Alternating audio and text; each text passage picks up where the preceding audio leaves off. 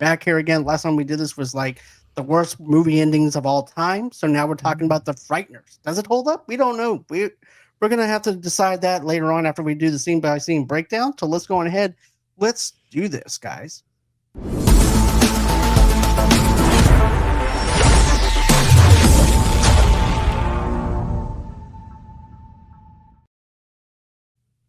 And hey, Bob, welcome back. How's it going, John? It's going great, man. It's good to have you back here again. It's been a minute, but it's Yeah. always good to have you. I like your vampires poster back there in your background. Thank you. That's actually one of my other favorite horror movies. Yeah, it's a good one. Yeah, it's cheesy, but it's good, right? It's Right, got yeah. Well, that's, James Woods is in it. You also Yeah. have one of the guys from Sons of Anarchy in that movie as well, and Alec Baldwin. So it's a good movie. It's one of my favorites. And it's a Carpenter movie as well, right? John Carpenter. Yep. John Carpenter. Love John Carpenter. Me too as well. Yeah. But yeah, I ended up doing a review on actually a couple of his films, actually. I've done The Thing. I've also done that one with Roddy Piper in it. So yeah, They I've live. done They Live. So yeah, I've done a lot of John Carpenter stuff, and even the Halloween. Thing probably being, I would say, almost the penultimate Carpenter movie, perhaps. I can definitely. Yeah. But man, let's talk about this. So my Well, question Peter is Jackson. Now we're talking Peter Jackson stuff. Yeah, now we're talking Peter Jackson. And here's the thing. When I'm looking at this, I'm thinking about the guy who made Lord of the Rings. I'm thinking of the guy who gave us a great trilogy with that. Mm-hmm. And looking back at this, it's a completely different Peter Jackson than what we knew back in the early 2000s. Oh, yeah. Yeah. It's just amazing on the development of the stuff that he's done. And we'll get into it later on about how I think this film feels a little different than any other Peter Jackson movie that I've actually watched. Mm-hmm. Even though, what was that one movie that he made? That one where the girl goes missing? Older one? I'm trying to think here. Came out in 2012, I think. Oh, 2012. So that's a newer one then. Yeah. Well, I don't. It's not. It's got Mark. Bell here. It's got Mark Wahlberg in it. Oh gosh. But 2012 with Mark Wahlberg. Here lately, he's just been doing the Beatles movies. Right. Okay, 2009. 2009. Lovely Bones. Yep, that's it. Yeah, so that was, And the weird piece of trivia on that is that Ryan Gosling was supposed to be the lead. And he went and gained a bunch of weight, I think, was for this one. And he was too fat. That was a weird story. Right. I think that was this movie. For the Frighteners? Yeah. No, Lovely Bones. Lovely Bones. Okay, gotcha. Yeah. It was a weird. Ryan Gosling kind of overshot it. I think so too. And on that one, and then they brought in Wahlberg. So, but yeah, no, he has a lot of diverse movies. Everybody knows him from The Hobbit, right? So. Peter Jackson, from like Fellowship of the Ring, yeah, or not the Lord of the Rings stuff and all that Tolkien stuff. But he's got a very diverse catalog. The weird thing is the first movie I saw of his was called Heavenly Creatures. Okay. And if you haven't seen that one, it is a really good movie. That is about two girls who commit murder. But anyway, you have to watch it. Kate Winslet and Kate Winslet was in it when she was really young, and who was the other person? Melanie Linsky. Melanie Linsky was the other one, and so they both obviously Kate Winslet's gone to, that name. Melanie Linsky is actually still acting now, but they were both really young when they made that movie. So, wow. But let's get on to this one. Yeah, let's talk about this. Okay, so my question for you, though, as far as nostalgia goes for the Frighteners, how did you find out about the Frighteners? And what was your first initial thoughts as a young Bob watching it in the theater? Yeah. I remember when it was at the movies, actually. Me too. Yeah. But you know what? I cannot recall that I went to see it. because it was, I think it's 96 is the year that this came out. And in 96, um, what was I doing? Oh, I was, it was in my, into my career, as it were, my other career.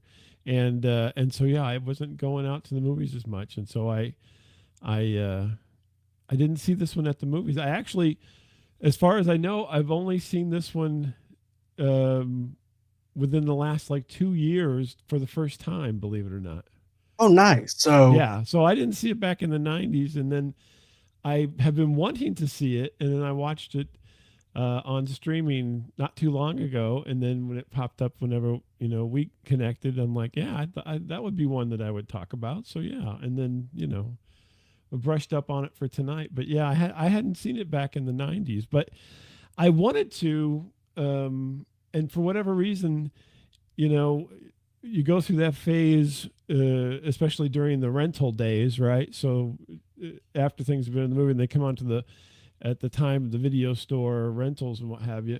And I guess I could never convince my wife to watch it, because usually whenever you're doing during those days, for the most part, you had to agree upon it. And so right. I don't think it was her speed. And so I skipped over it back then.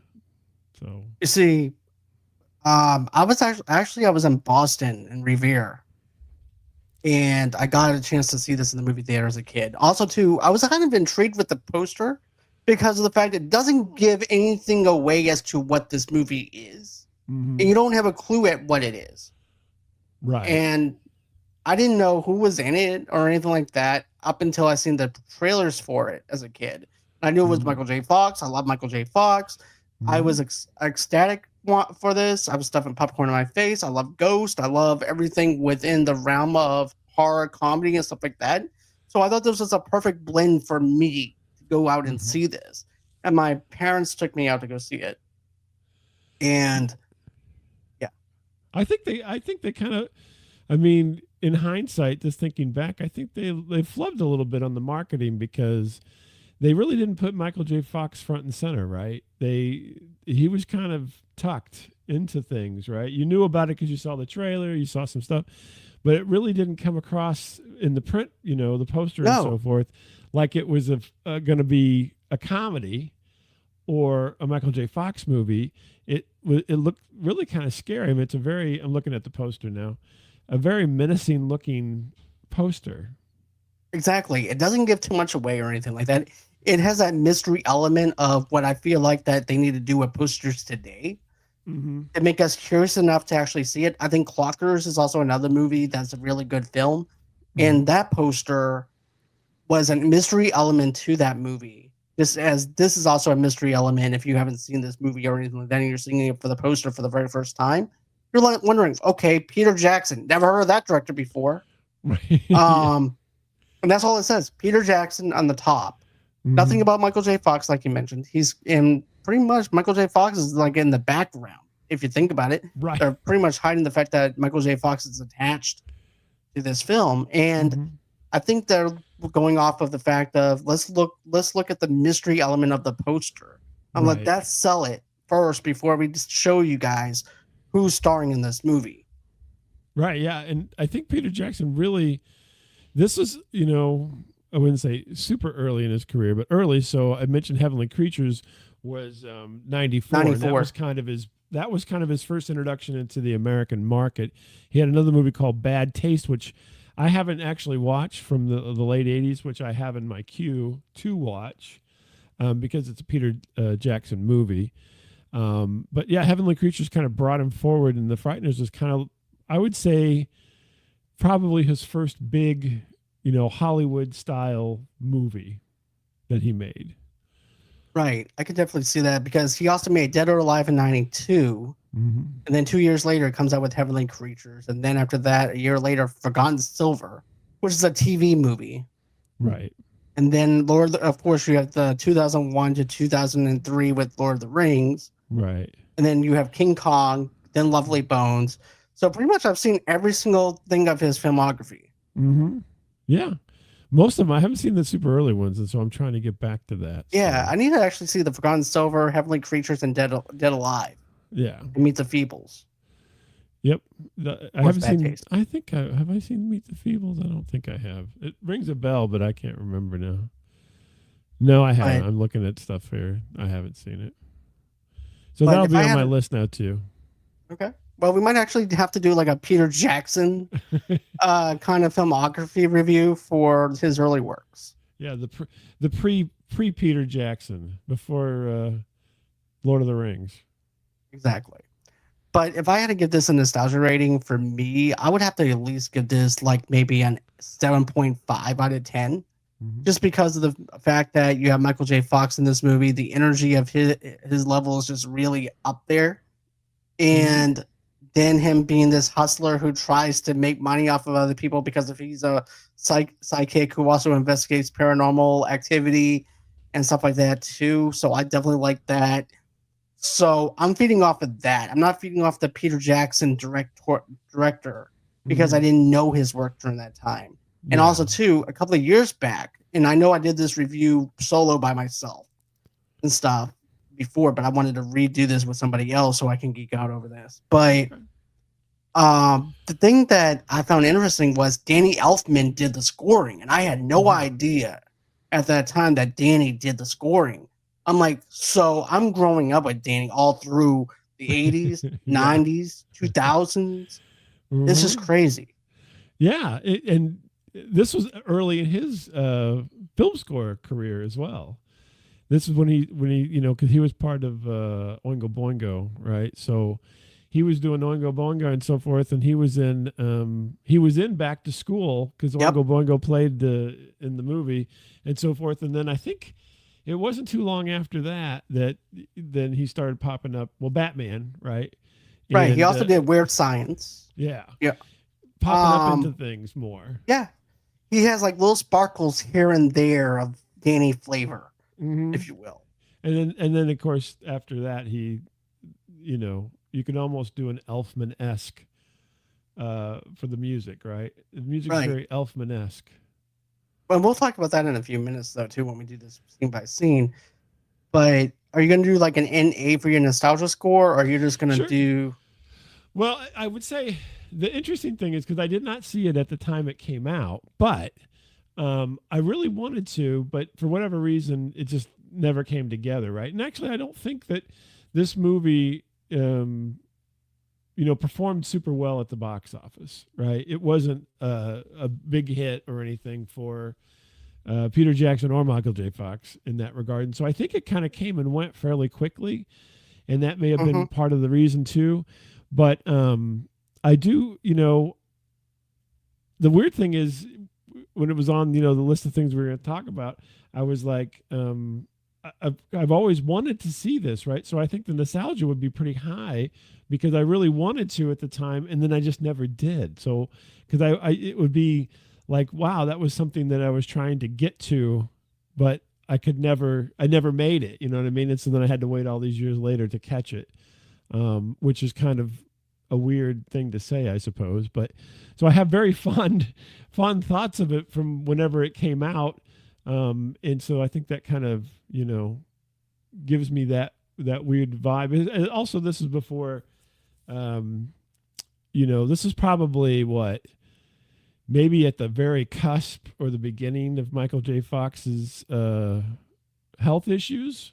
yeah, this is actually whenever he was starting to have Parkinson's Yeah, and stuff, the very because start of it. I watched his documentary. The I can't remember the name of it off the top of my head here, but his documentary, and I think this was because then that's why he started doing Spin City after this, is because I think he felt he needed to be a little bit more stable and not be this was all shot in New Zealand, and he Okay. couldn't be traveling around the world when he started things started getting weird.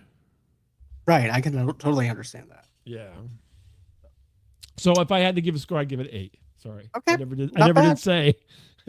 No, no, it's cool. I built So up and then now, didn't say hey, it's all good, man. It's all good. it. So you're going with an 8. I'm going to go with a 7.5. So we're kind of in there. We're kind of like in the middle a little bit. Right. Yeah. Well, because I mean, So, he's I knew Peter Jackson from the earlier thing. Michael J. Fox obviously was in very known quantity at that point because he was just you know a superstar at this point, So Right. So I'm gonna go in with a little bit of trivia, and then we'll go into the scene by scene breakdown. okay. So this movie actually, you're right though. This had a budget of 26 million. It only made 29.3 million. Didn't even make his money back. Mm-hmm. So there's that. Yeah. The development, Peter Jackson and co-writer Fan Walsh conceived the idea of the Frighteners in 1992. During the script writing phase of Heavenly Creatures, together they wrote a 3-page film treatment and sent it to their talent agent in Hollywood. Robert Zemeckis viewed their treatment with the intention of directing the Frighteners as a spin-off film of the television series Tales from the Crypt, which he helped produce. Zemeckis Mm-hmm. hired Jackson and Walsh to turn their treatment into a full-length screenplay in January 1993. The husband and wife duo completed the first draft for the Frighteners in early January 1994. Zemeckis was so impressed with their script, he decided the Frighteners would work better, directed by Jackson, executive produced by Zemeckis, and funded, distributed by Universal Pictures. Universal greenlighted the film to commence pre-production on a $26 million budget in April 1994. The studio also granted Jackson and Zemeckis total artistic control and the right of final cut privilege. Mm-hmm. So let's go on ahead. Let's break this down. All right, Bob, grab your ghost detector and maybe a vacuum cleaner because tonight we're hunting the dead again. That's right. We're talking The Frighteners, the 1996 horror comedy that asked, what if your local con artist could actually talk to ghosts? And they were his coworkers? Peter Jackson made this one before Middle Earth. And instead of orcs, we got murderous spirits, ghost buddies, and a body count that would make Beetlejuice call HR. Mm-hmm. So strap in because we're going full ghost mode to find out if The Frighteners still delivers chills, laughs, and 90s charm, or if it's just haunting our nostalgia. Couldn't have said it better myself. Let's get spooky. So let's go on ahead. Let's do so. Scene one. Yeah. Okay. In 1990, architect Frank Bannister's wife, Deborah, dies in a car accident.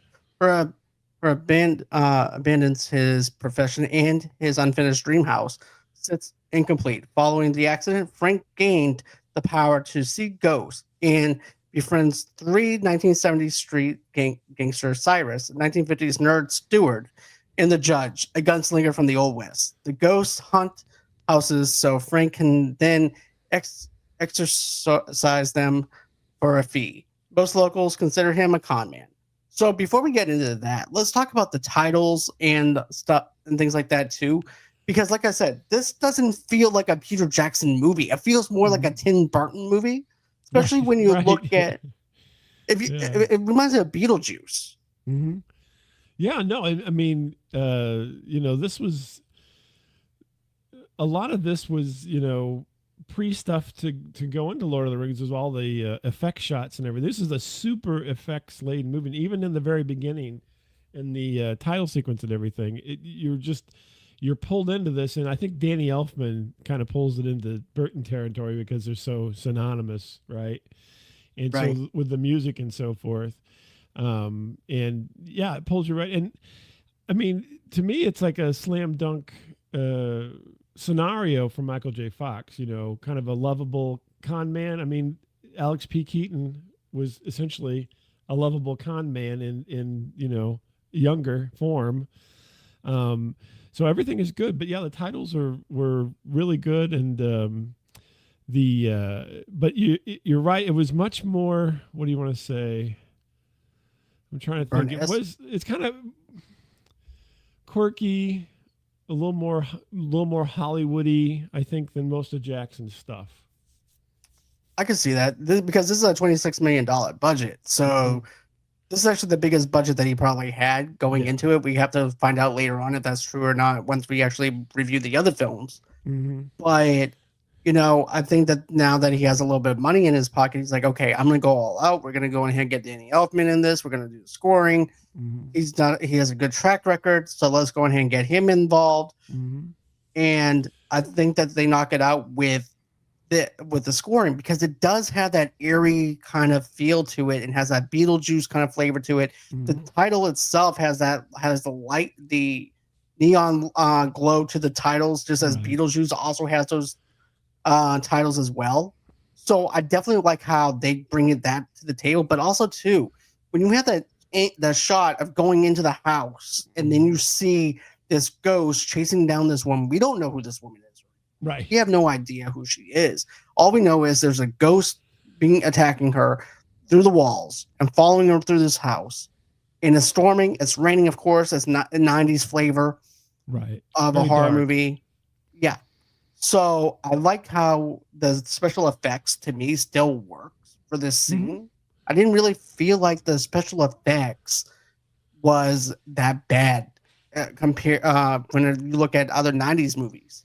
Right. No, it was, and this was, the beginnings of Weta, right? Which with the, Lord of the Rings Weta was built on Lord of the Rings and vice versa, and so this is the beginnings of that. So I think this was like, in a way, a little bit of experimentation to see how far they could push things, because like you read there earlier, they were working on, Lord of the Rings was next up in the lineup here, so they're looking towards doing things, and they didn't have, there was nothing in New Zealand before they created it as far as special effects houses and so forth. And it all comes out of Peter Jackson's movies, which is kind of wild. So this is just one of the steps to get there. What did you think of the chase scene, though? Did you feel what did you feel when you were first seeing that for the very first time, where you actually see this monster or this ghost in the walls, and it has this Nightmare on Elm Street kind of feel to it when you Right. see Freddy behind the wall? Right. Well, I thought it was really cool, but the weird thing is it's very, the tone was much more scary than I think the movie ended up being, right? So you started out in kind of a really dark place, and then they, through the first part of the movie, they pulled you in. It was somewhat comical after a little while. So this was really quite, dark and scary compared to what the rest of the movie's going to be. Right. And at first I'm like, do they know what the identity of this movie, of what this movie is supposed to be? Mm. Because of the fact that it pulls you in thinking this is a full blown horror movie. Mm-hmm. You see the mother, well, we don't know that that's her mother or anything, Right. but you see the mother talking to the daughter. And we also see that there's a bunch of spooky stuff happening, but we have no context of who these two characters are or No. anything yet. But here's the thing. I feel like at the very beginning, it knew what it wanted to be, and then all of a sudden, it just becomes a comedy horror movie Right. versus it being a full blown psychological horror thriller movie. Right. Yeah. Yeah. I don't know. Maybe. There is I think a making of or something like that that's in his filmography. I have not watched that. There is a thing. Yeah, the making of the Frighteners, and maybe they, maybe they started out wanting to go in that direction. I don't know if this was shot at the beginning or the end, because everything's out of sequence normally. But I think Michael J. Fox's, sensibilities as an actor kind of tend toward being more comedic than being, overly dark and brooding and so forth, which is what you kind of got from the beginning. Or maybe that was just to set you up, right, to pull you in, and then it's a little switcheroo. But maybe, Right. I don't know, maybe they didn't pull that off quite as good as they had hoped they were going to, because it did feel like this was a little bit separated from what happens later. Exactly. It does have a little bit of a separation from it. We don't, and we're thinking we're going to get one thing instead we're getting another thing. So it's kind of disconjointed when you could think of it on that kind of Mm-hmm. context. But it still pulls on my attention of wanting to see if try to figure this out on why this being is haunting this girl. So it Right. pulls you in at this cold opening, and then it goes in through this other thing now too. And this is what I want to talk about. This is something that I really liked, and I wish they would have actually done more of, but we don't get it. Um, so I like the stuff with the tabloids with this. I like what they're doing with it, where the characters are giving us context into this town. This town is Mhm. terrified by something mysterious, something dark, something that they Mhm. don't understand or can't see, and it's like death is taking up people's lives and Right. stuff. Right. And the woman who says, "Hey, look, don't refer to death as a person because it's not a person." And I wish I would have actually played with that a little bit more. And then also too, it also gives you context of like this town is terrified Right. of being killed, But and they're I being don't. stalked. Yeah. Yeah, stalked by the Grim Reaper. But at Hmm. the same time, though, and this is the same thing with what I said about Shocker. Okay, I didn't feel like the town was terrified in the way it needed to be terrified. Right. Yeah. And we see a funeral when we first get introduced to Michael J. Fox's character, Hmm. and they're in the rain, of course, but Right. you don't really A get lot to of see the rain. context of this town being scared. And even in Shocker, we only seen one girl who was actually terrified of Horse Pinker, but we Hmm. don't see the whole town. It just says this does we don't feel that whole entire deal of people feeling scared. Right. Yeah. Yeah. Exactly. You they do the setup, but then they don't reinforce it with anything after that. And that could be that it was shot, and obviously if Peter Jackson's work tells you that he way overshoots. So, this movie probably was 3 hours, 4 hours long whenever he first made it, and they're like, we can't put that in the theaters. I don't think anybody's wanting a 4-hour cut of the Frighteners. This is not cinema at this time. But that is his MO, right? So Right. even now, I mean, it actually, if you go into the Beatles stuff, it goes, there's longer, right? So but yeah, he's kind of notorious for long format, and then so my guess is some of that probably just got cut out, and so they're trimmed, and so as you're watching it, you're like, shouldn't we have a little bit of something here? And it probably got trimmed for time, just like you Right. see on whenever you watch old movies. This movie's been edited for time. Exactly. And it's been formatted to our screens. Right, but reformatted. but I just wanted a little bit more flavor to Yeah. really make me scared for these people. Because I believed it more in Scream. You know what I'm saying? Hmm. But with this I didn't really feel that. Right. But Yeah. let's see here. There's also the fact that we're introduced to Frank for the very first time at this funeral. And he's Hmm. introducing himself to other people, and he gives him the card. He winds up going back to his car, Hmm. Which and he then has a of cool course we see. car. I don't know why he had such a cool car in this one, but You see, that's another thing that has that Beetlejuice flavor to it. That right. little small tiny car. Yeah. And it's so weird. It's so way out of place, yet exactly appropriate. It definitely is. It actually, I feel like the character. I feel like the car is just as character as Michael J. Fox is, Hmm. because it's there to describe the brokenness of this character and Hmm. how run down he is, and we don't understand why he is the way he is. All we know is that he's basically trying to hustle out people, but we don't understand the context of who he is.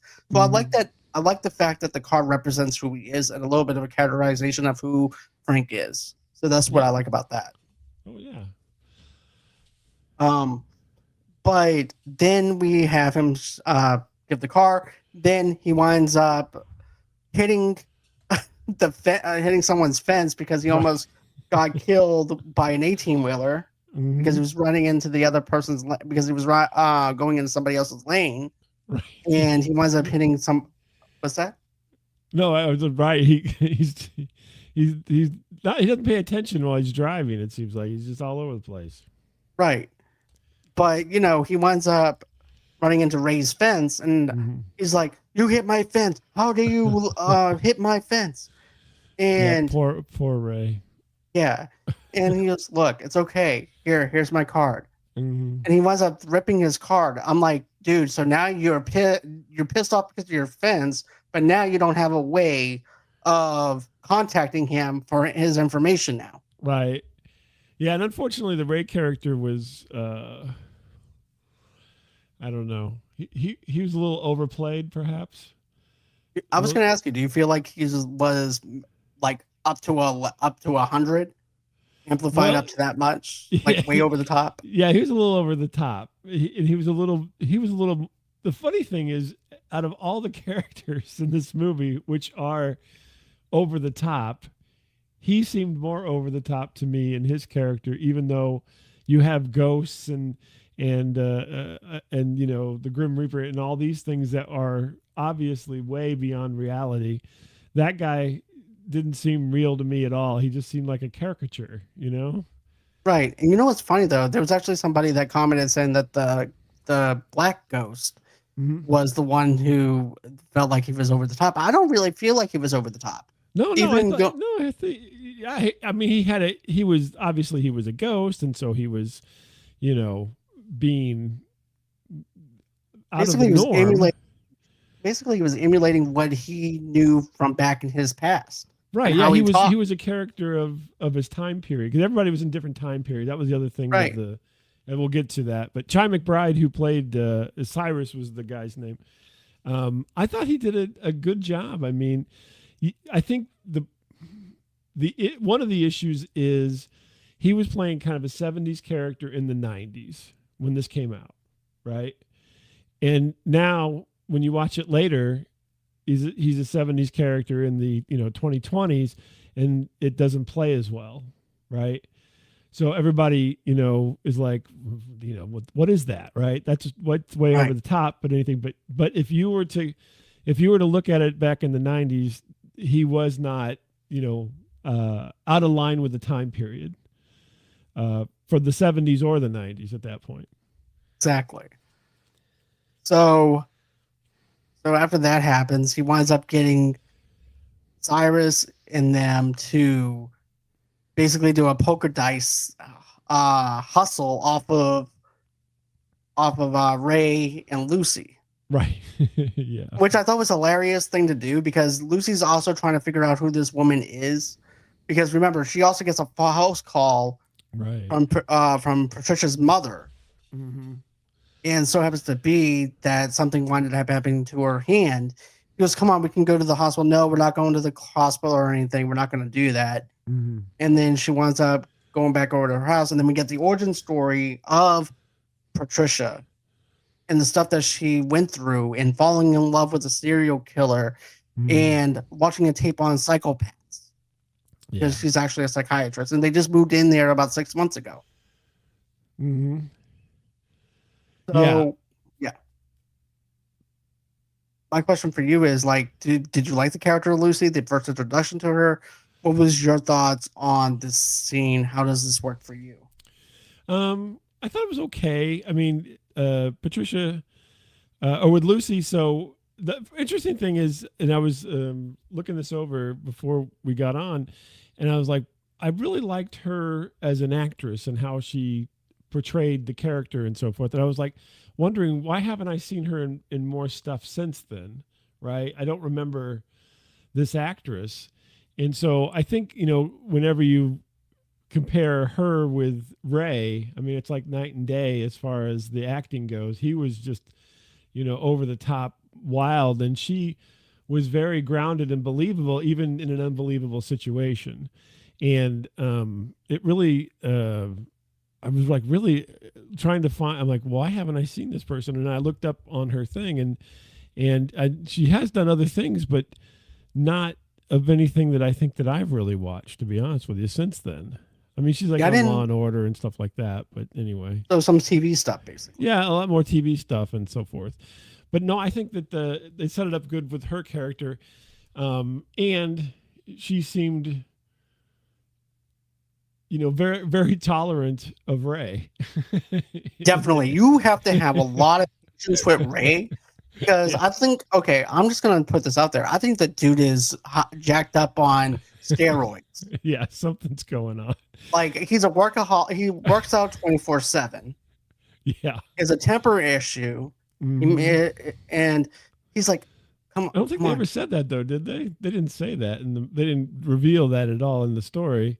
No, no, but it's No, but just being yeah, perceived how I'm viewing him as yeah, someone that works out, and he's all over the place. Mm-hmm. And Well, and he's then kind of a lunkhead, right? So he's kind of a dumb character in a way, kind of a and jock.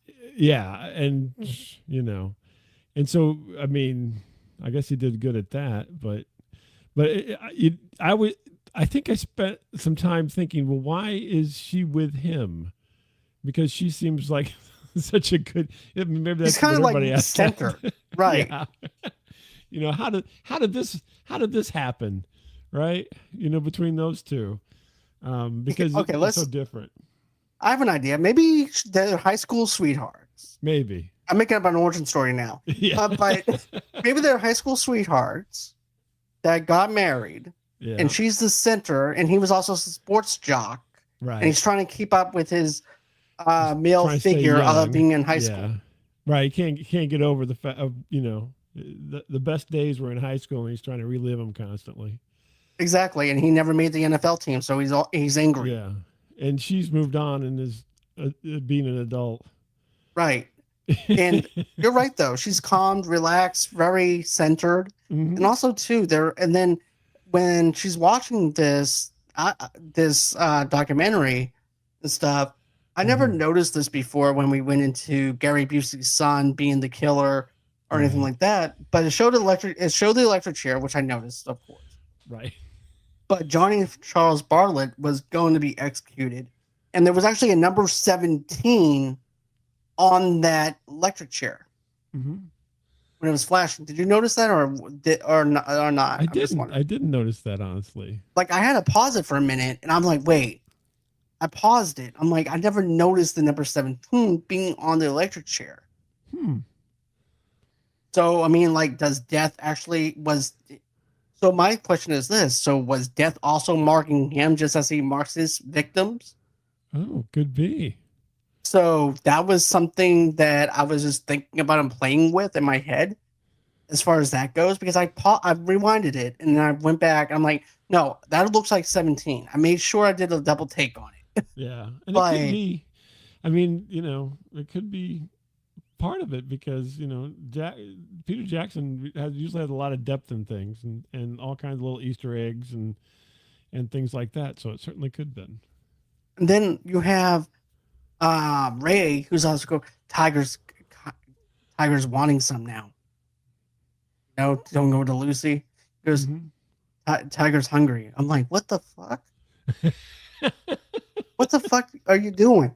And then he looked like a virgin that he's married Right. but doesn't know Yeah. what to do. He's over there kissing her forehead like he's supposed to be cute and adorable, Right. but he comes off as cringy. And I understand Yeah. maybe that's what they're going for, but it's like, do you not know how to kiss your wife? Like, I kiss my wife on her forehead. But I don't go over the extravagant of like, hey, look, she has lips. Yeah. But I guess, I mean, maybe I'm assuming at this point that he got direction to do things, right? So, Right. and somebody had to say, yeah, that was great. Let's move on. But I think he just didn't hit the mark. You know what I mean? And it just was, yeah, it was weird. It was weird. But Yeah. maybe that's what he was supposed to be. Maybe he was supposed to be, you know, weird But and abnormal and dumb and kind of a lunkhead kind of thing. then at But that it just moment, didn't seem to fit with everything. Yeah. no, he didn't. But then after that all happens, the bed starts levitating Mm-hmm. and shaking. Right. Plates are going all over the place in the kitchen while Ray Right. and Lucy are talking. Mm-hmm. And she's like, well, I got to talk. And then you see where the card is laid out for her to pick it up. Oh, I got to call. We need to call Frank. Right. He Call goes, Frank to no. help us out. He goes, no, we're not calling that jerk off. He ended Yeah. up hitting my fence. I'm like, what do you mean your fence? You guys are married, right? That's Right. your fence. Well, that That's feeds your into this machismo, right? Everything's right. his, This right? macho mode. Yeah. That's my fence. That's mine. Yeah. Yeah. Well, and I think they were trying. He's a hyper jealous person. Right. And so, he's even jealous of the guy that hit his fence. He doesn't want anybody to come over near his wife or anything. But yeah, it was, and I think that was, to to start out, that was a little over the top too, with everything and everything, because they could have been a little more subtle. But that, I think, that's where this, you're talking to, earlier we talked about how it was kind of scary and dark, and then it's kind of light, and then you have this more over the top. You think they would have paced it out a little bit to have the happenings be a little less overtly outlandish to begin with, and then work their way that direction. You know what I mean? Exactly. So yeah. Yeah. So unfortunately, you're bringing me down off my nostalgia number now. Well, that's the whole point of doing stripping away the nostalgia now. but though, then we have Frank. He gets the phone call. He goes, "Okay, I'm on my way." Then he hits the fence again. I'm like, "Wait, you just got mad because he hit your fence. How fast did you build that fence back up?" Right. Just for him to knock it back down again. Well, that's kind of a gaggy thing, I think. Well, that and the fact that he's such a terrible driver. Right. I get it, and I understand Frank's in a panic, and it's supposed to be for laughter, and I'm laughing, but at the same time, I'm questioning this. How fast did you actually build this fence so you can complain again, just to have that dialogue between Ray and Lucy again?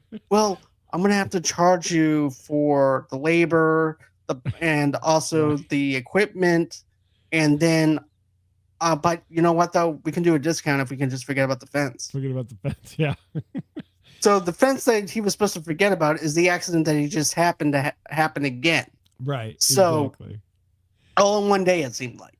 They didn't tell us. Then again, they didn't do a lot of time passage. Although, as far as we know, Ray is hopped up on steroids and cocaine and probably put that thing right back together quickly. Probably in one day and then bitched about it. That's right. He stayed up all night. Who knows? But yeah, that's like a little nitpicky thing, but it still makes me laugh because he banged into the fence. Right. But I also like how he's going, "Oh yeah," and just looking around. Right. Did your toilet bowl lid slide up and down? Did it bang up and down? No, we didn't have none of that happen. Yeah. Oh, you got something bad here. You got something bad. And then he's like, so he winds up taking this thing out that looks like something that you would make white noise with. Right. I'm like, so that's the equipment and some rubber gloves. $300. Yeah. So none of his stuff looked really overtly, not even like Ghostbusters or anything. Didn't even try. So. Well, I think it was also believable enough. Hey, he's already got the ghost already working for him. Right. Yeah. Yeah. He's barely putting any effort into it. Exactly. It's like, what? Why do I need to throw some effort into this when it's not normal for a bed to levitate up? It's not normal for dishes to go everywhere. So I have my proof that I need. Right. I don't have to look that good. But yeah. But no, I thought this scene actually works out good. I like how fast-paced Michael J. Fox is in this scene, because I never seen him do this before, where he's actually working this thing out of hustling somebody and just how quick he's coming up with it. Yeah. Oh no, he did it. I think he did well with the character and being, a con man, as it were, and really, moving it along and so forth. And you could see it, the wheels turning, right? So did it do that? Oh, no? Okay, well, that's, so he's making it all up along the way, and you believe him doing this in the scene, right? That he's just kind of going, he's throwing things out there and seeing what, what's going to stick. And then finally, after all that happens, then we find out that he does have two ghosts following that's with him. Later on, he goes, "You guys embarrassed me. You guys are an embarrassment. You guys were supposed to make the toilet bowl lid go up and down. It didn't. There was none of that. You're making me look bad.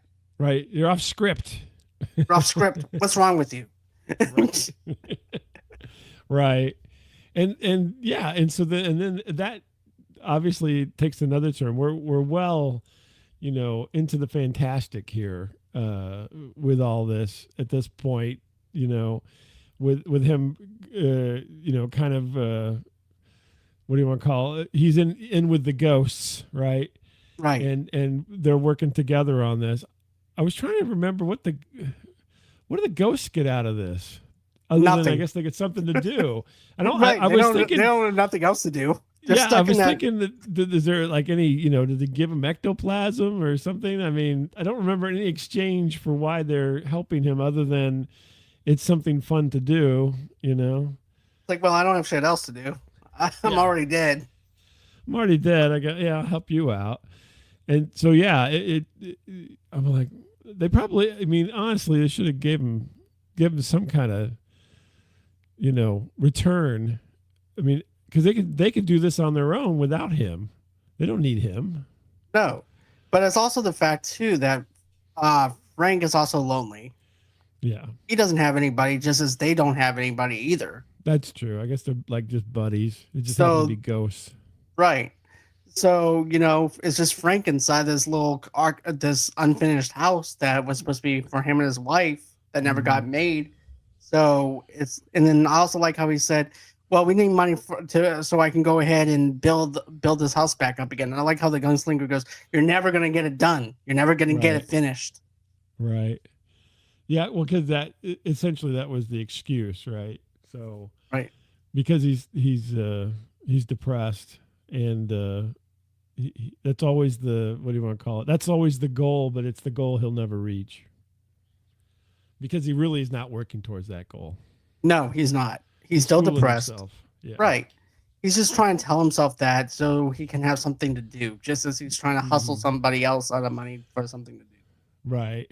But I do like the chemistry between the ghost and him. I think Oh that yeah. all three of the ghosts works. They worked well. Yeah. Everybody, they were, though, actually, the funny thing is, the weird thing is, they worked better than like Ray. You know what I mean? Worked much better than Ray.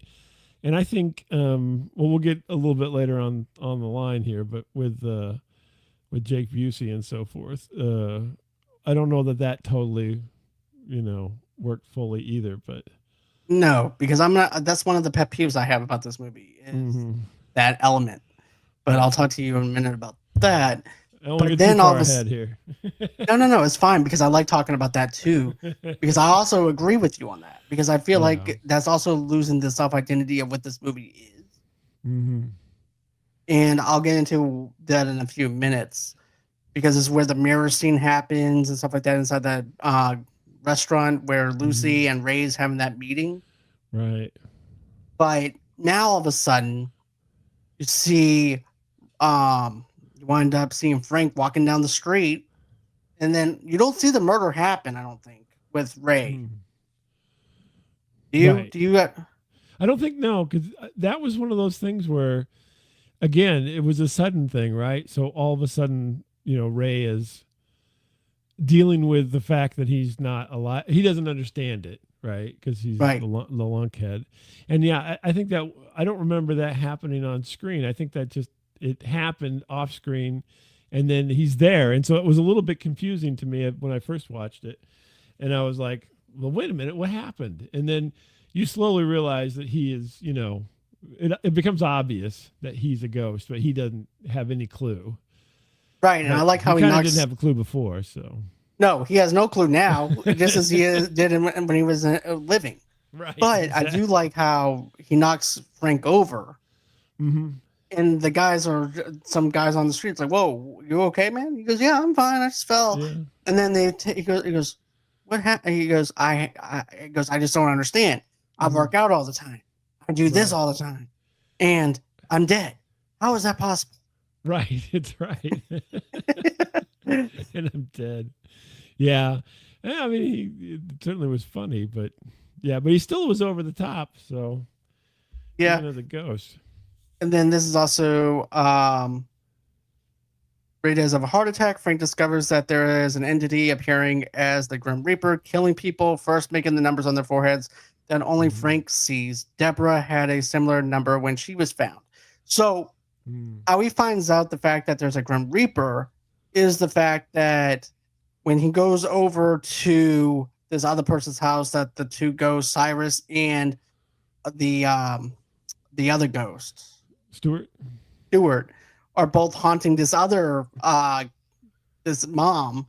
Because remember, he goes, "Okay, kid, what we're gonna do is we're gonna scare the daylights out of your mom. You're good with that?" Right. And the kid is smiling. Yeah, the kid is always good with this. Right. And so he takes the kid out of the little rocking, automatic rocking or bouncy thing, and make the kid float, and also the Floated daughter around. float. And of course, they call Frank's number up, and that's when they discover that there's a number. I think either it was in Ray's head.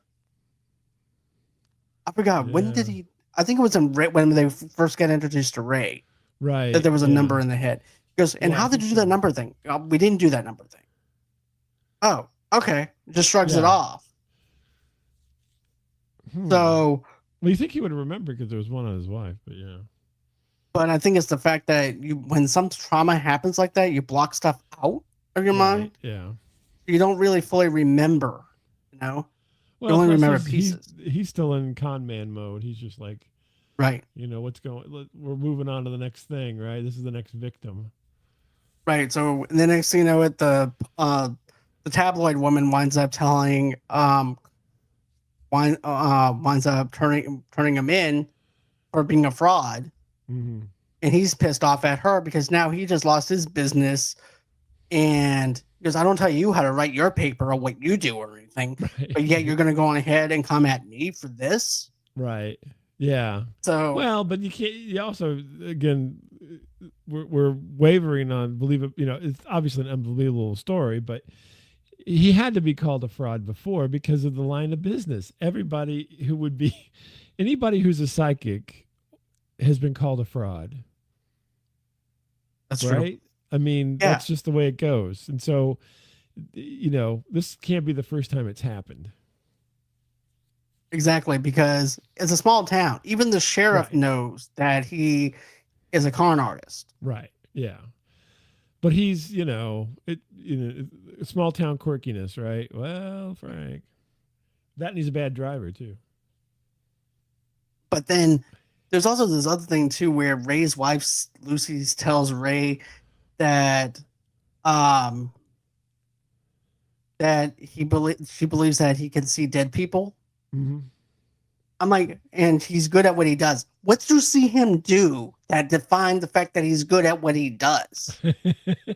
Good at seeing things? I don't know. Because your bag got levitated. You didn't see him do anything. He took out. I could have actually took out a tin, a lunchbox, and used that as a way to actually catch ghosts. Right. Right. For example. Right. But it just makes me laugh at that. Right. Yeah. Yeah, you're right. He's not. I mean, I guess. I suppose you could say he was good at conning people because he did get people to call him and he did get them to pay, apparently. That's true. So now we're getting into Frank's ability to foretell. Okay, so with the whole thing with Deborah had a similar number on her head, we find out through the sheriff about what really happened with Frank. And, it's sad to see him go through that where, they're enjoying their days, then some stuff goes awry, and then he gets thrown out of the car, and then you see that his wife is unconscious and someone is over there killing his wife. Right, yeah. That was really spooky, too.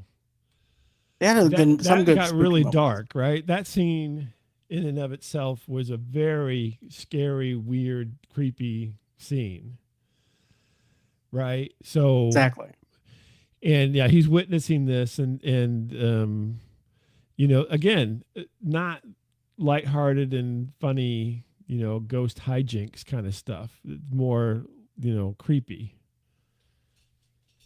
Exactly, and now we're getting into the whole dinner scene with Ray and Lucy now, and.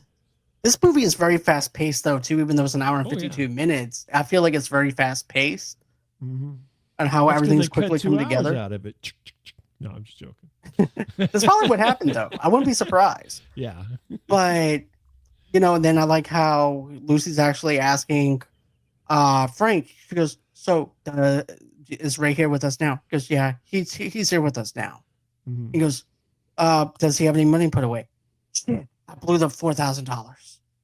He goes, well, he has some money put aside for you, but he blew the $4,000. Yeah. And you weren't supposed to tell her that. Right. And then he's over there trying to hold Lucy's hand, and he's bitching about that. And right. it's very ghost-like with Patrick Swayze at this moment. Right. Well, and you think that Lucy would be a little more upset that her husband dropped dead, but right? But no, she just no. I'm just gonna go to dinner with Frank. I'm just gonna go to dinner for Frank. No big deal. I'm just gonna talk about my dead husband and find out if he gave me any money. Right. If he left me anything, because I could use a little cash right now. But you know what though? She's a psychiatrist. She should be bringing in more money than Ray is. Right. It's small time. What do you look? He said he had some business ventures, and he had some money that he lost money on. Mm-hmm. What was it? A gym that he never went to and that closed down? Right. I don't know. But yeah, he didn't seem like he was not portraying himself as a titan of industry. No, definitely not. So then we have that scene play out where Frank is now in the bathroom. And he sees this other guy. He's looking at the guy. Of course, there's a number on the guy's head. Mm-hmm. And, he's just looking at him really weird. And then you see him die of a heart attack because you see the Grim Reaper thing. And I love how they did the mirror scene in the bathroom. That looks good. And stuff. I really love that whole entire idea of something coming at you in the mirror when you're just using the bathroom. Right. Yeah. I thought it was really cool. It was like liquid, like liquid metal. And that was again a really good effect, and that, and the Grim Reaper was a good effect. So I mean, they could have. I mean, at this time in movie history and so forth, it's 96. All the movies don't really hold up with their effects back in this era, right? True. And so this one, though, I think does really, really well with a lot of the effects that they pulled off. Even today, you watch it and it doesn't look, super cheesy or super bad or overly pixelated or, everybody always gives the example of Scorpion King, right? The Rock. I mean, that was so horrible. That was horrible when it came out, believe it or not, folks. But I agree, 110%. I didn't even go out to the theater to see that. One of my friends had it on DVD. I'm like, you actually own this? Yeah, it was just, and I can't. What year was that? That was in the 90s too. So no, Scorpion Kings was like in 2000. Was it really that late? So it's after this? Oh my gosh! Yeah, because I want to say horrible. I want to say it was 2002. Oh my, that's even worse. I really realized it was that much later. I thought it was like somewhere closer.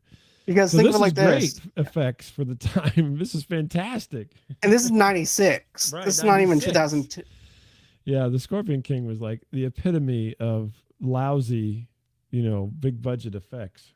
Well, even The Mummy Returns, which also had the Scorpion King in it too, and that they did him wrong on that too. Yeah, it was like, oh my gosh.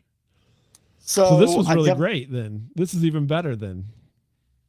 I think so too. I feel like this was better effects than what we got in the early 2000s. If I'm not, there might be some things that I feel that's kind of awkward and janky on some of the effects towards the end. Mm-hmm. But I mean, they had there's like 400 some effects shots in this movie, right? Which at the time was like an enormous amount. I mean, not now, but for the time period, yes. And then finally we have this other thing that plays out too, where now Frank's in the bathroom. He's white and pale. The police bring him in for questioning, and then you have this whole entire thing where Frank's ability to foretell the murders puts him under suspicion with the police and the FBI agent Milton Dammers, who is convicted. Frank is responsible. Frank is arrested for killing a newspaper editor, which. Another thing that happens, Maida Reyes Jones who had attacked him in the press. So Mhm. that's and was actually the Grim Reaper who killed Reese Jones, despite Mhm. Frank's attempt to prevent it. So let's talk about this. So now we go from that, and then we go into the museum. Remember that? Mhm. And nobody believes that this guy can see ghosts, but you see the gunslinger trying to have sex with that. Now that what I have to say doesn't hold up. Right. Right. Yeah. Yeah. That effect was not that great. Yeah. No, Yeah. but you see the sarcophagus going around by themselves, and you Right. mean to tell me that you don't believe this guy can see ghosts? Right. Right.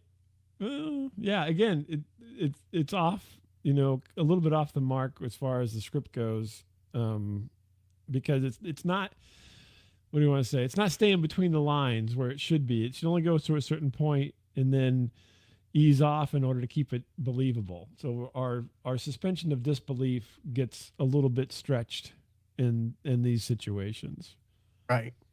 Yeah. Now, So Jeffrey, the you mentioned the FBI guy, Jeffrey or Milton Dammers, is played by Jeffrey Combs, who is kind of a B movie star earlier, right? With Reanimator. Have you ever seen any of right. the Reanimator ones? Nah, I haven't seen it. Okay, so Jeffrey Combs is in a lot of 80s uh, B movies, the Reanimator series, and I'm trying to remember the other one, but he was quite prolific in those kind of movies. He was in Creep Show. He was in a weird thing called Holiday Hell. And then he's done all that kinds of voiceover stuff now. Uh, but what he got his start in B movies, and Reanimator was kind of his biggest. And that was what 85, and so he'd been around for quite some time, and he's kind of a weird. In this one, he really plays kind of a creepy real person, right? Yeah. And is really kind of creepy. The guy Guyver is a whole other thing. Anyway, Bride of Reanimator, he's in all these kind of things. Okay.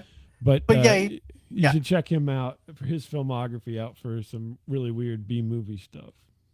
I'm gonna have to check him out because this is actually one of those things where he's supposed to be a psychological FBI agent that investigates the paranormal, Mm-hmm. and yet you still want to target Frank as if he was the suspect still, Right, right, yeah. even though. He doesn't go to the paranormal aspect. He's like, oh, it's got to be this guy. But what do you think of the whole entire thing at the museum, though, too, where you have the Grim Reaper coming down, then you Mm-hmm. have Frank who winds up um, punching the newspaper woman again and tries to save her, Right, yeah, yeah, and then the Grim Reaper winds up killing her, yeah. and And then yeah. it's all chaos, right? Mhm. But then the gunslinger's also dead because the Grim Reaper also killed Ghost too. So not Mm-hmm. only does he kill him in the afterlife, I mean in the living, but they can kill him again in the afterlife. Right, yeah.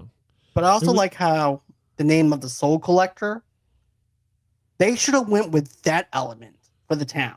Like the Mm, Soul Collector is haunting our town.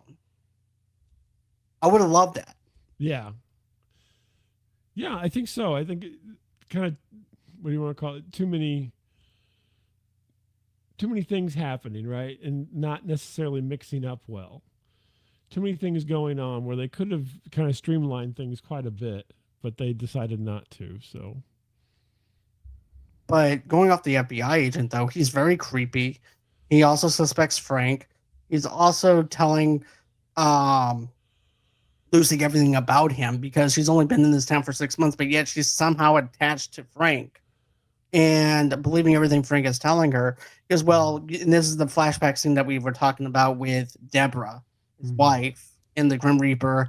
And this is also him telling, and to this day, Frank had, nobody could find Frank's box cutter. He actually had bought like um seven blades that day. I'm like, Mhm. okay, but that comes in a pack, dude. Like, Right. Yeah, that's what you get. right. You usually But get one with the cutter, and then you give a 6 pack of blades. he was also mumbling to himself. He's not like the best FBI agent that you can actually get Mm-hmm. to, to actually do this. This is actually one of those things like, look, if this guy came into my small town, I understand the FBI has to take over small town sheriff's Mm-hmm. offices. I would be pissed if this guy came into my office. Right. Yeah. Because he's But just as weird as Frank. Because they also don't believe Frank's also a psychic. So now you're right. having just someone that's just as weird as Frank is now. Yeah. But I do think that he did a good job with his character. Me too. Yeah. He played it up just right. He was in the zone, I guess, for this movie. I definitely agree with that. Like he has this perfect way about portraying that character. I think that he portrays the character very well. You know. Mm-hmm. So now we're getting into where Lucy investigates the murders and becomes the target of the Grim Reaper. She's attacked while visiting Frank in the jail, but they escape with the help of Cyrus and Stewart, who are both dissolved in the process, which makes me cry. Frank wants to commit suicide to stop the Grim Reaper. Lucy helps Frank have a near death experience by putting him into hypothermia and using uh, barbiturates to stop his heart. Mm-hmm. Dammers abducts Lucy, revealing that he had been a victim of Charles Manson and his family in 1969. Yeah, weird, So, huh? so a lot's happening here. So I like once again the Grim Reaper stuff works, and she's also investigating this thing because she goes back over to where uh, Patricia and her mother is at, Mm-hmm. and she winds up telling her, "Look, I got attached to um, Gary Busey's son, and it was all Yeah. him. I had no influence on anything. I felt trapped basically because of this whole entire situation." Mm-hmm. And then you see where the Grim Reaper's also following Lucy now because Right. now she's hot on the trail. Mm-hmm. Then you have Lucy helps Frank with okay, so I like the whole entire deal of them doing the commit suicide to stop the Grim Reaper, and then Lucy helps Frank. I like the fact that you have to stop death. In order to stop death, you have to die. So I'm going to Right. kill myself to help and protect Lucy, to protect the ones I love in death. Mm-hmm. Yeah. No, interesting way to go about it. It's just I think there's like, just too many elements all of a sudden again, having all this other stuff come into it. They could have easily just ran with the con artist thing and kind of played that out fully without having to have all of these other elements. And it still would have been a pretty fun movie. But yeah, it is interesting that in order to, be of some help, he has to die. And so that he has different abilities in death than in life. I like the rules that they play with though too. Like they can touch another non-living thing. You can also Mm-hmm. interact. I like this whole entire interaction with the difference between living and the dead. I like the Mm-hmm. rules that they establish within the movie itself. So I think it establishes the rules really good. When it Mm-hmm. comes to that, I really didn't want to see Cyrus and Stewart die. Right. That was something I wasn't expecting. Mm-hmm. But I'm glad that they killed them off because now it leaves them a chance to focus on Lucy and Frank versus it being a four-person duel, Right. Yeah. They had to thin the herd a little bit here. Too many characters. right? So they would have to kill up the two ghosts. But I'm Right. fine with that. Take the ghosts out. Exactly. But at least it's different, I guess. Normally you don't think about that. They just kind of trail off and say, I'm going to go haunt someplace else. What do you think about Dammers abducting Lucy to reveal that he had been a victim of Charles Manson and his family? I thought to myself, you could at least sent that in an email or fax me. Right. You didn't have to go in and abduct me into believing you. Right. Yeah. A little weird, but he's been this creepy character the whole time. So I guess maybe that fits the character a little bit Right. better. Because he's got, so there's this overarching thing of trauma, right? Frank's been traumatized, right? All these characters, even the ghosts, have been traumatized, and they're playing off of all these people's trauma, and so that was the FBI uh, guy's trauma was what he revealed, right? And so the funny thing is, I suppose I was just thinking there, Lucy, I guess her husband died, so that's a trauma for her, but she didn't, hers doesn't seem to be as affecting her as much as everybody else because Frank essentially stopped living, right? He was an architect and he's, not finishing the house because, he can't finish the house because of Also what's near death happened. experience though too. Yeah, I guess so. But that seems to be kind of an overarching thing, though, in all this is the fact that most of these people have some type of severe trauma in their life. Right, because I think that everybody has some kind of trauma too. Even the ghost has trauma. Even the ghosts in Right. the cemetery have trauma Mm-hmm. that they went Yeah. through in their past life. So yeah, you're dealing with a lot of stuff, different things emotionally and stuff. So let's see here. And in his ghostly form, Frank controls the Grim Reaper and discovers that he is the ghost of Johnny Bartlett, Mm, a psychiatric hospital orderly who killed 12 people in 1964 before being captured, convicted, and executed.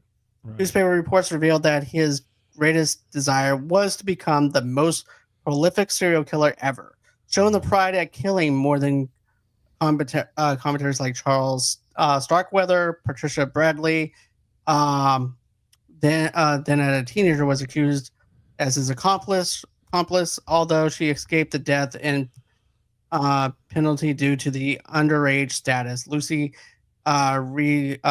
associates Frank and then visits Patricia unknown to them. Patricia's still in love with Bartlett and on mm. friendly homicidal terms with Bartlett's ghost, Right. and Yeah. eventually kills her own mother, who had been trying to monitor her daughter's behavior. So all this time, we were thinking that the mother was the bad person, Right. and she was Yeah. the innocent person.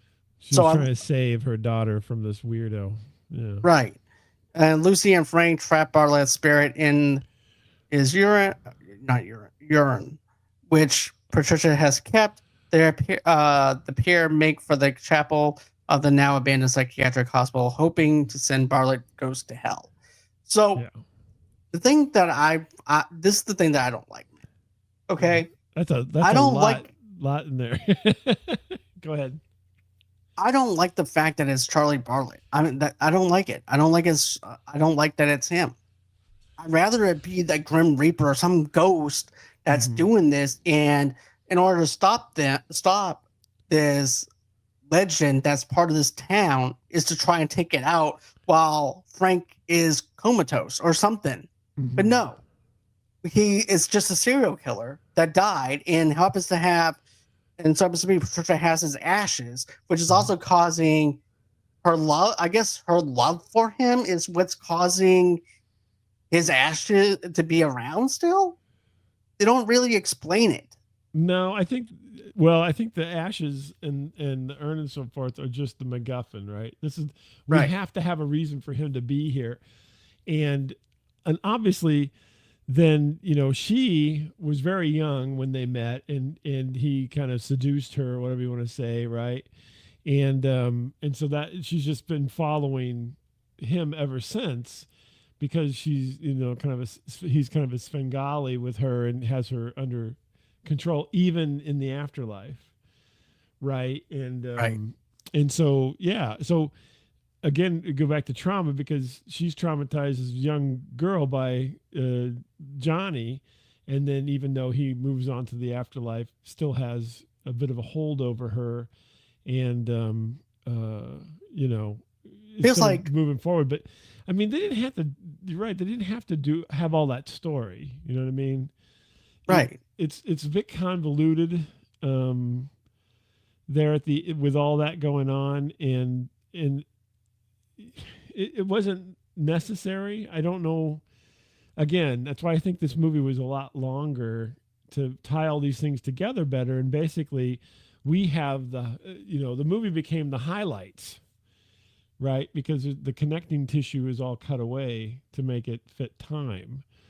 There probably could have been two full movies in this, and you could go from the beginning, if they put it all back together, to the point before they reveal the Johnny thing with the Grim Reaver, and then the Grim after that's the second movie, Right. right? That there's something else that Frank has to probably investigate. It has to Right, be this psychiatric hospital. right. That's part two, and part That'd be one, more interesting. I'd be sold on a Frighteners 2 with Frank investigating a psychiatric hospital right. versus it being this.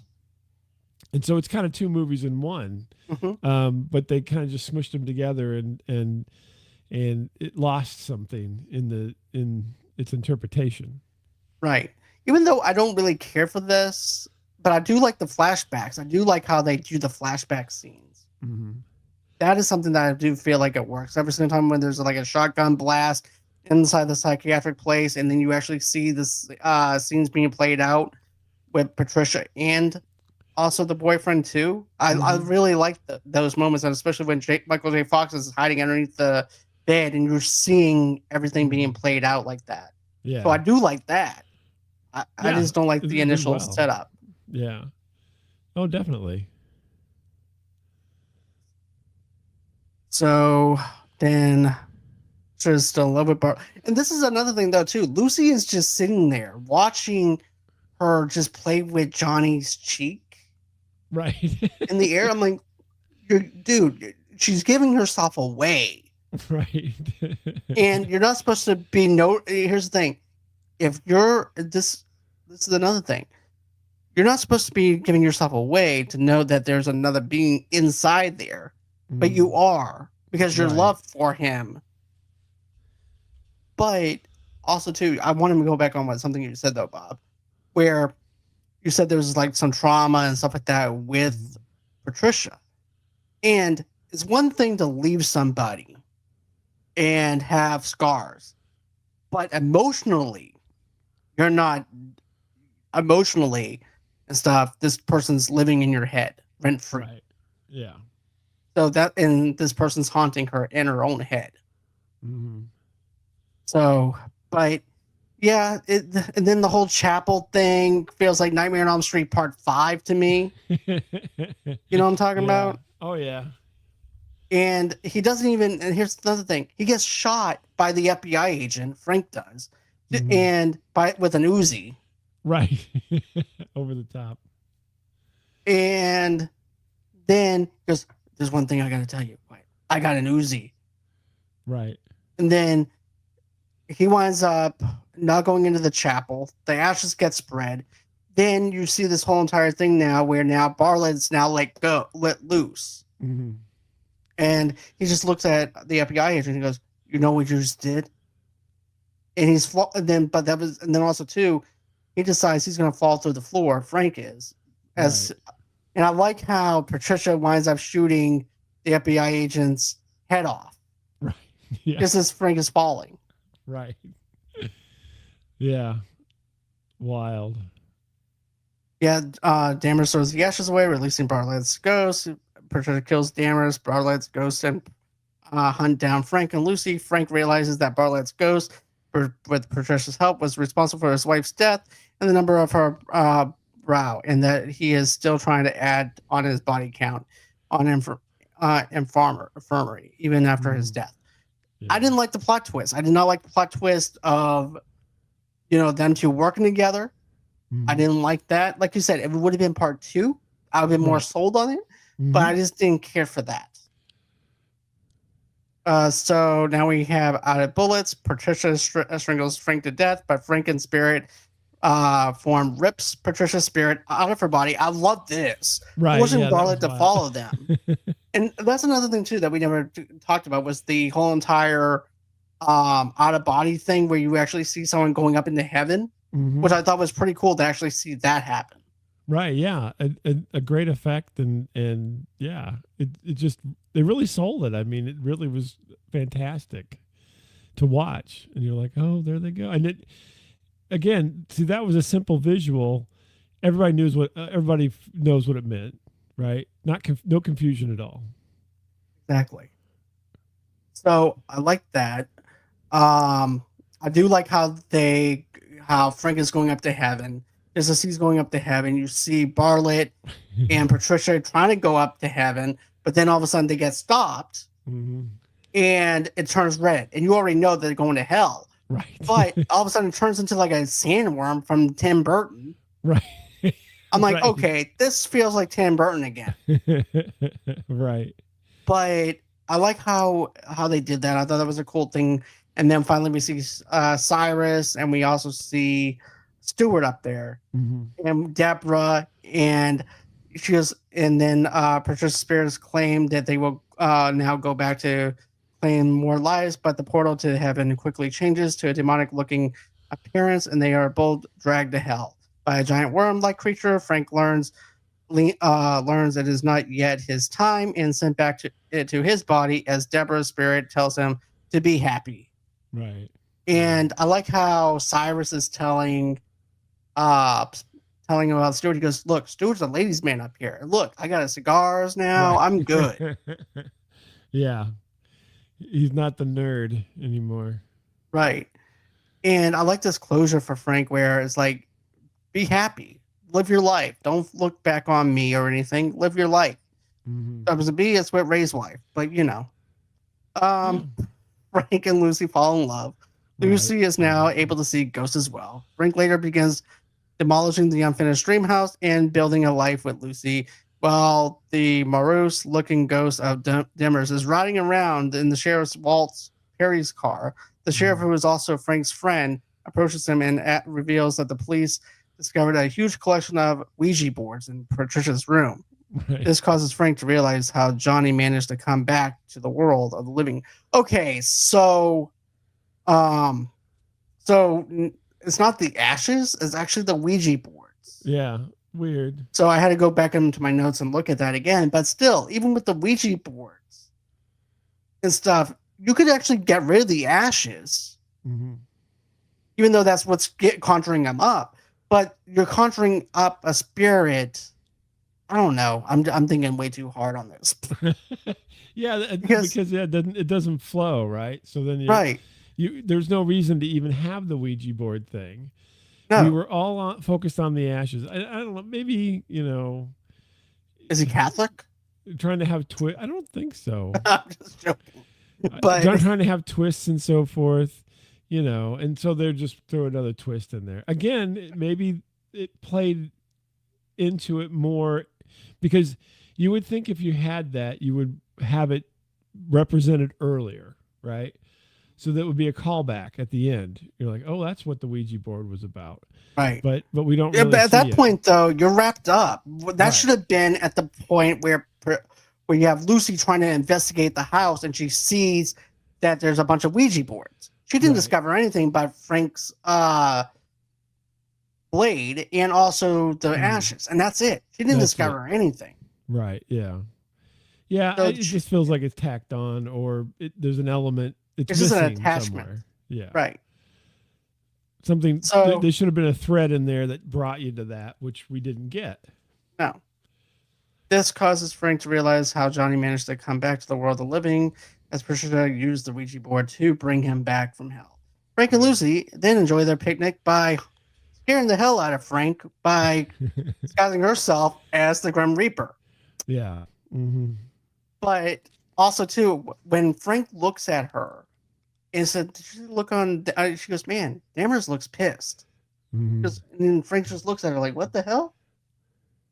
And she goes, "Oh, well, when you have a dramatic experience, just being a smart aleck with him." Right. But Yeah. to be fair, though, she did definitely have a traumatic experience with everything that she was faced with. So that does make sense. Of course, I forgot to mention too, we also got to see where the Grim Reaper tore Ray apart and then lands on Lucy's Jeep. Mm-hmm. Right. Yeah. But yeah. Okay, so now that we stripped away the nostalgia, now that we reviewed this now, so what do you get now? Where do you stand as far as your score? it drops because boy, we really hammered this thing. I don't mean to hate on this because I'm not hating on the movie. It just No, doesn't make sense on a standpoint of something that yeah, don't get me wrong, I like it, but will I go back and watch this again? Maybe for background noise, but yeah. I don't have the Now you know love why for it. Like I do. now you why it's a ghost movie everybody forgot about, just like you Right. said. Yeah, it's 6.5. I think, honestly, I mean, there is elements that it is a it's a super well made movie as far as the visuals go. For today, right? Still holds up quite a bit and very well made, and a lot of the elements are really fun to watch. But it's kind of a mess with the story. I agree. I'm gonna give this a 5. Mm-hmm. Just a plain out 5. I like elements of it. I don't really care for it that much. Um, I just don't have the love for it like I used to back when I was a kid Right. Well, because of everything I've noticed. And even 5 years ago, whenever I reviewed the film, I was not doing a scene by scene breakdown. I was just going based off of nostalgia right. stuff of what I liked. But now I'm just sad to give it like a 5 because I just Yeah. don't. Now I know why it bombed. Right. Yeah.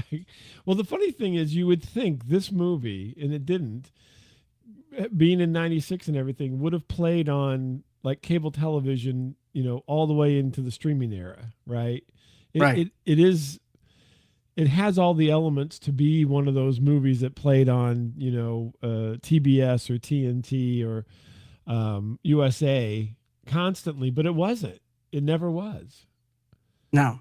and maybe that's why. The other thing is, I just realized is uh, we had Arlie Ermy, who was a sergeant, right, the military guy, Right. totally underutilized, totally Yeah, because he could have underutilized. been used for a lot more in that graveyard. Yeah, yeah. I mean, he does, and he obviously was his.